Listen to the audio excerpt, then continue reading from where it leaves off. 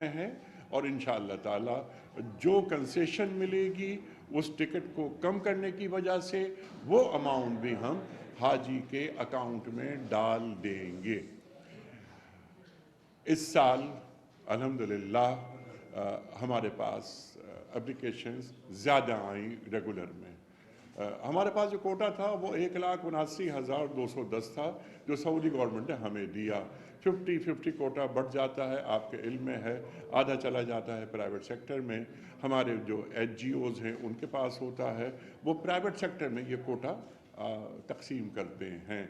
और हमारे पास जो कोटा होता है, इस साल जो हज पॉलिसी आई सामने और जो कैबिनेट में मंजूर की, उसमें 65,000 हमारे पास थे और 25,000 ओवरसीज़ पाकिस्तानियों के लिए कि वो डॉलर्स में पेमेंट करें और हज की सआदत हासिल करें, पाकिस्तान तशरीफ़ लाएँ या पाकिस्तान में मौजूद अपने अजीज़ रिश्तेदार उनको स्पॉन्सर करें डॉलर्स की पेमेंट के ज़रिए, ताकि पाकिस्तान में डॉलर्स आएँ और रियासत की खिदमत हो सके और पाकिस्तान की मईशत मजबूत हो सके।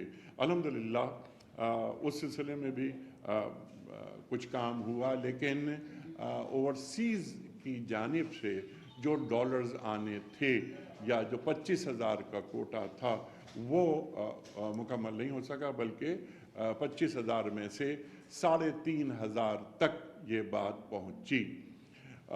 लेकिन जो आज बैलेटिंग हो रही है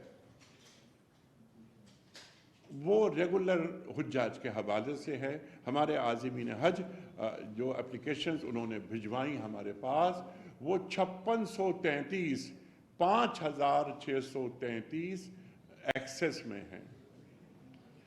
हम तो यही चाहते हैं, मैंने पहले भी ये बात की, कल भी मैंने ये बात की कि जो एप्लीकेशंस आएंगे हमारे पास, हम इन एप्लीकेशंस को, इन एप्लीकेंट्स को भी कामयाब करार देते हुए इन्हें भी भिजवाएं। लेकिन मैंने जैसे पहले भी अर्ज़ किया था कि ये कैबिनेट से इसकी अप्रूवल ज़रूरी है।